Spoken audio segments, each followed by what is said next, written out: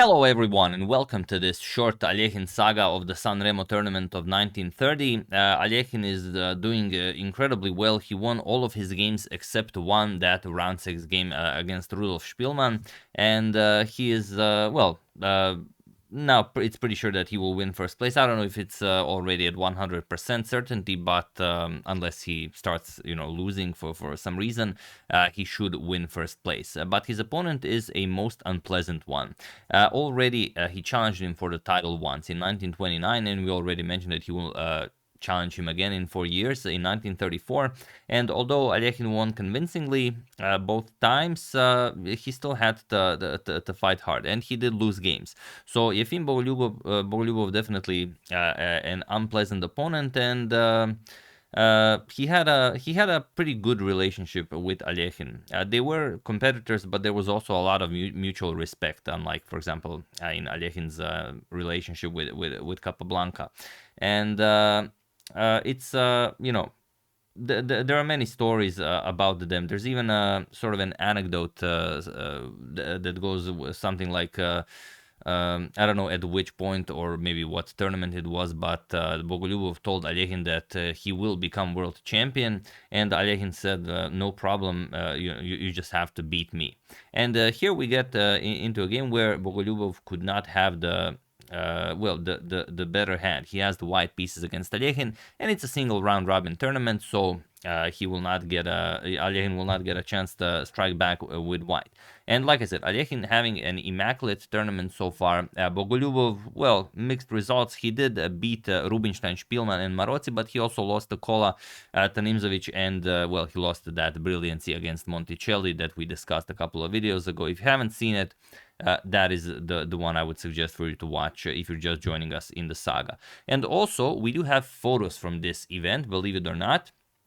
So far, I haven't been showing them because I haven't covered a game that we have a photo of the matchup, but I actually missed one. Here is the Yates versus Monticelli game. I've covered that one, but I did not show it. So there you have it. Very nice photo. From almost 100 years ago, 95 years ago to be exact. But yeah, Monticelli, the gentleman on the left. And also here is a photo from this matchup, Efim versus Alexander. There you have it. This is a photo of their game. This is a photo of the actual game being played, not of the analysis. So I mean, it's really spectacular that we have photos from that era. I've also uncovered videos. There are even some cool videos by I don't know who made them, but of Capablanca, of Alekhine, and of players of that era.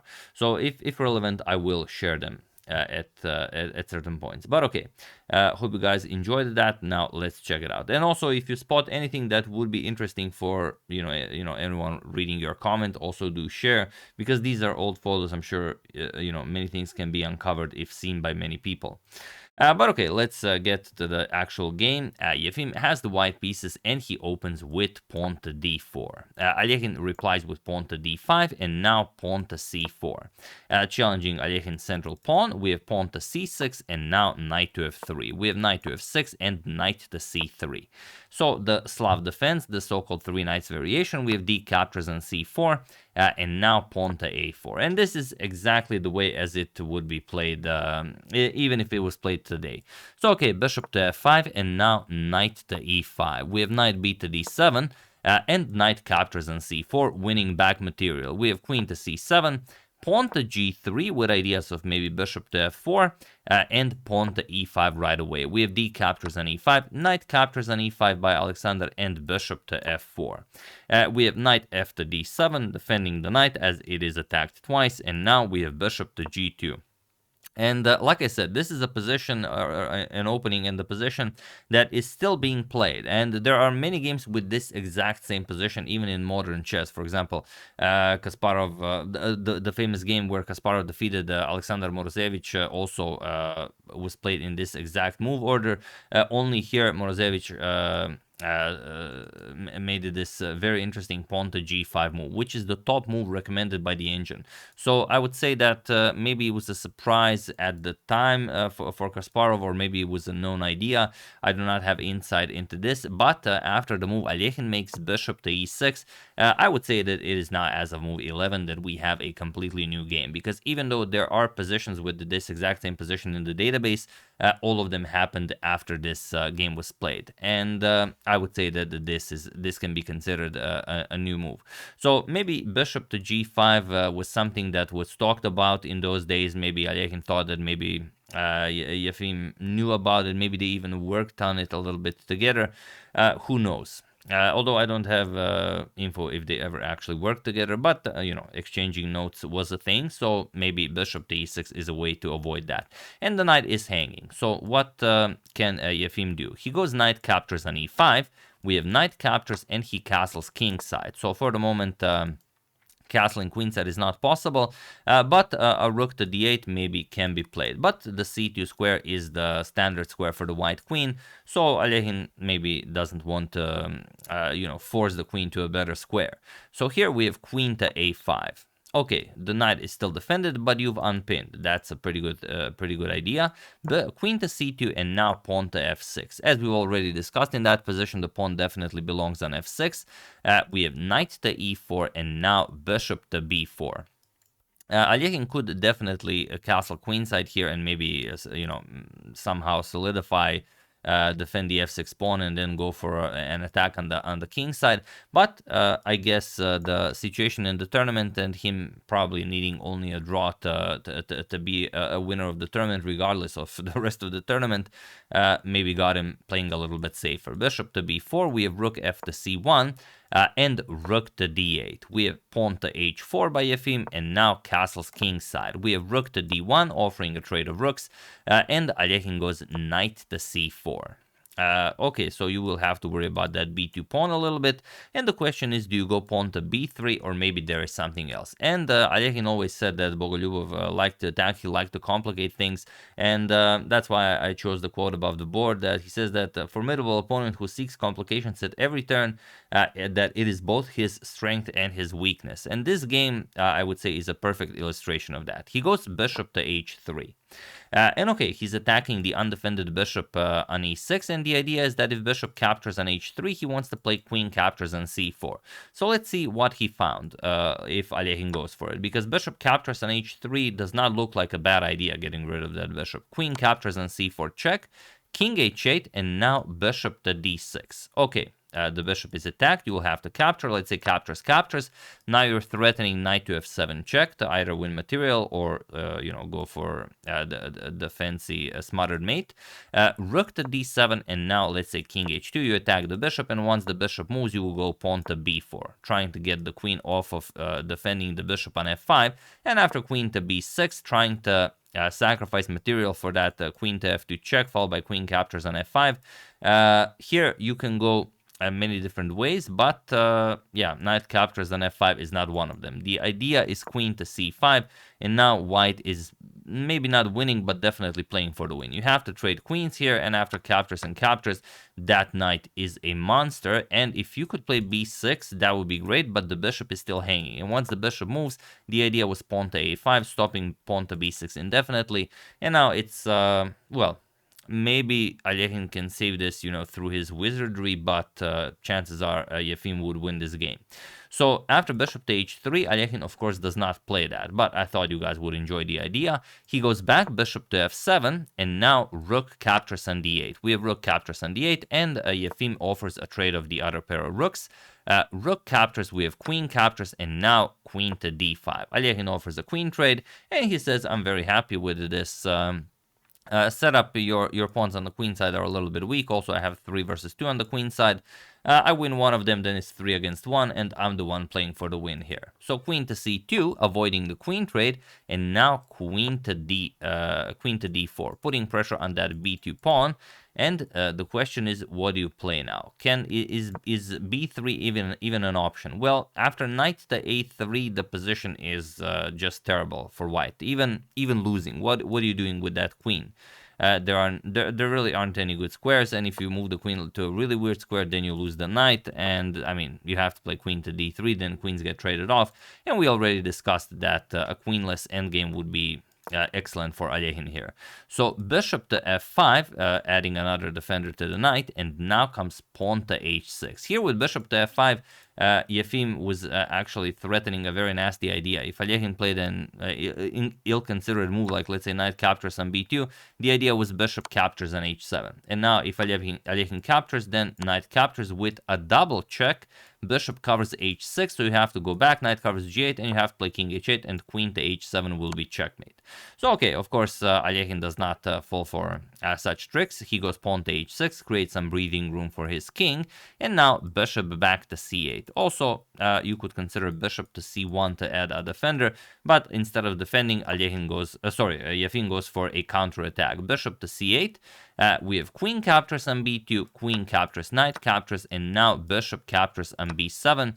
And here we reach an amazing moment in this game where we reach a position that even the great Alekhine could not calculate. We have bishop to d5 attacking the knight, and now what do you think Efim played here?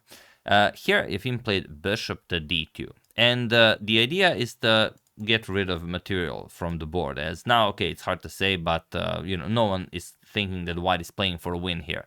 But you can play at bishop to d2, you attack the dark square bishop, or you can play bishop to d6. And those are the two moves that allow you to trade off the dark square bishop. However, bishop to d2 gives Alekhine a winning advantage, and bishop to d6 is enough for Efim to get a draw. But I have to show this to you because this is absolutely incredible. So look at this, bishop to d6, if played. What's the idea? The idea is that after, let's say, bishop captures, knight captures, and knight captures on a4, okay, you will win a pawn. Pawn to e4 will be played, kicking the bishop off of the defense of the c6 pawn, and after the bishop moves, you will play bishop captures on c6, attack the knight, and once the knight moves, look at this. Now it's a race, king versus the outside pass pawn, and we have a king f1, pawn to a5, king to e1, pawn to a4, and now after king to d2, a crucial idea here, you will easily reach the pawn, even if the knight is sacrificed. So you're probably going to play knight b1 check, but now after king to c1, let's say knight c3, you will play king c2, and now finally force the knight off of the defense of the a4 pawn. So you neither keep the pawn, nor do you allow that pawn to become the queen. So after bishop to d5, bishop to d6 is the only move that allows Efim to draw the game. But he played bishop to d2, and now he allows Alekhine an absolute brilliancy, of an endgame. I mean, if you can calculate the entire endgame from here, and it's not difficult once you know it's there, I'm sure you guys can spot the idea. Have at it while I give you a couple of seconds.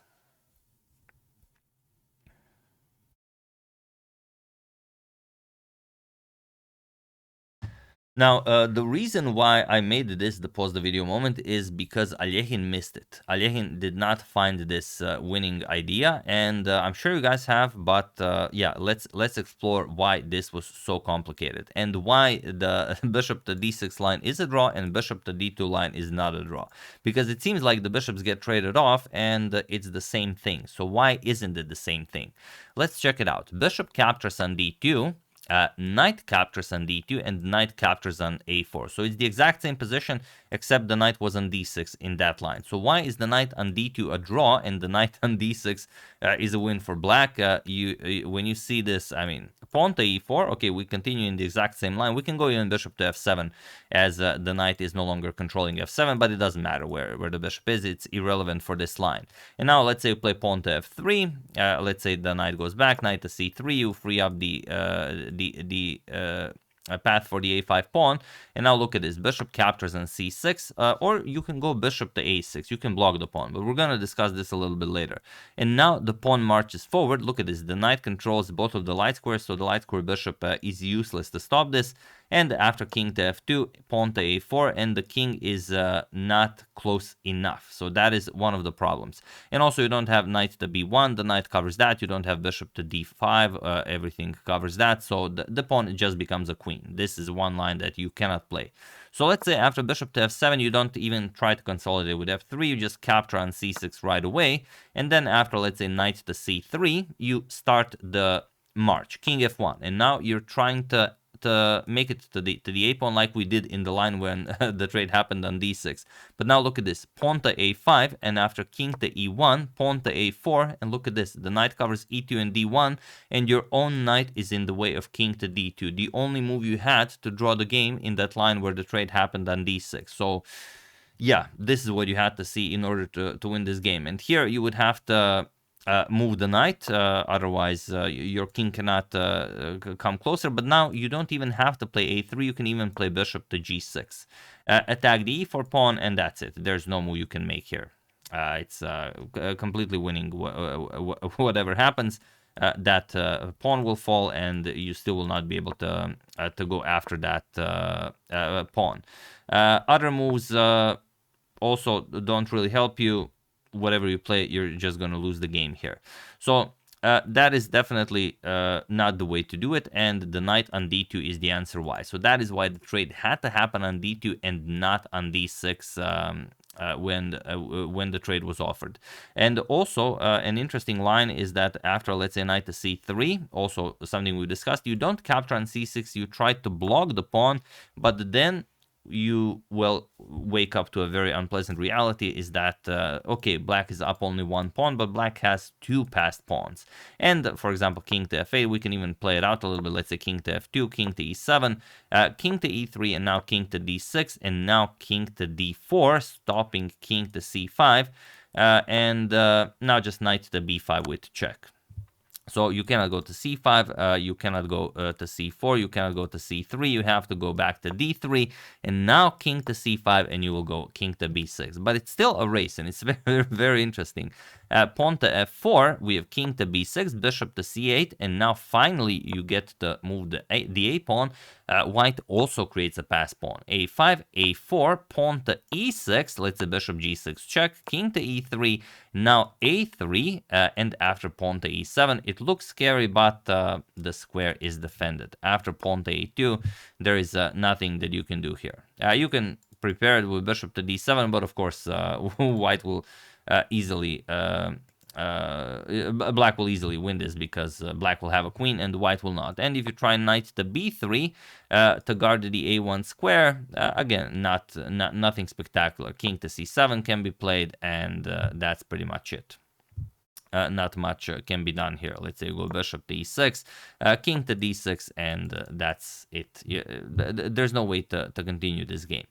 So many lines to consider, but definitely after bishop to d2, the answer is bishop captures on d2. So Bogoljubov doing a great service to Alekhine, not playing bishop to d6, going bishop to d2.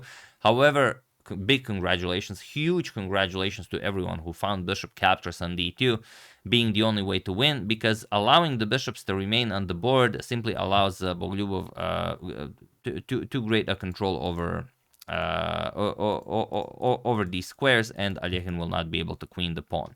But Alekhine played bishop captures on e4, and now it's simply too easy to equalize. Bishop captures on b4 was played, and now knight captures on a4. And it's still similar. Okay, bishop to d6, and now pawn to f5. Bishop to c8, and now knight to c3. So it seems like you can still push, but I mean, with the bishop pair, it's not going to be possible to advance those pawns, and the rest isn't that interesting. So a couple of more moves were played, but there is simply no way to make progress with that light square bishop keeping the pawn at bay. And if the knight moves, you're just going to trade the light square bishops and then gobble up the a7 pawn. So the dark square bishop is simply too powerful and should never have remained in this position. Bishop b7 was played, bishop d5, bishop a6, bishop c4, pawn to g4, some trades here on the king side, knight d6, and captures. Now it's bishops of opposite color, doesn't matter that Alekhine is up a pawn. Bishop to c8, g5, some trades here, we have king e6, bishop captures on a7, king f5, king d4, it's completely irrelevant, basically, what happened after that position.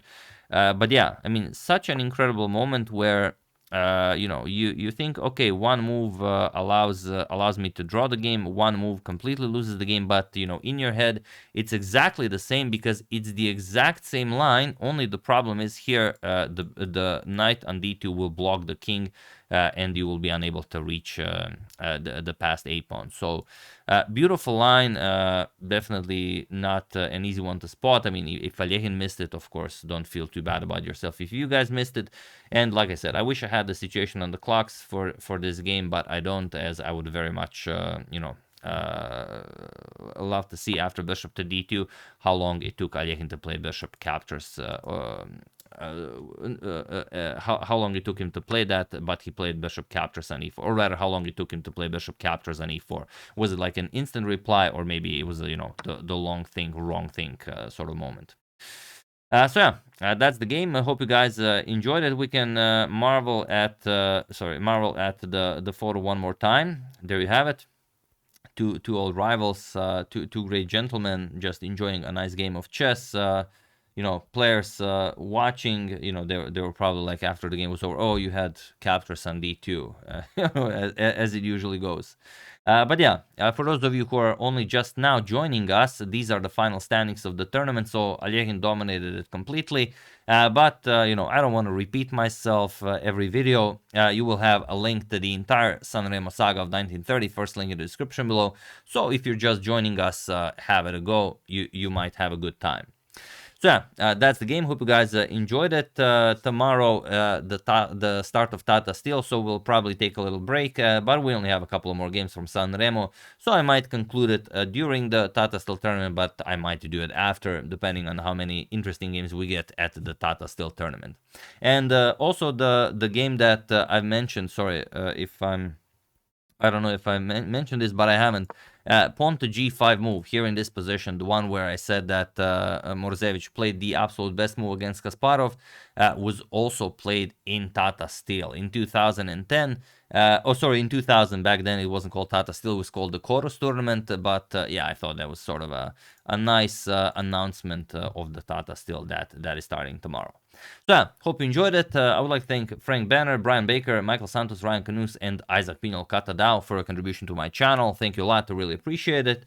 As usual, you can check 2 of my previous videos here. Thank you all for watching, and I will see you soon, continuing to check up on your wonderful suggestions and whatever else happens in the chess world. Thank you all, I will see you soon, and have an excellent rest of your day.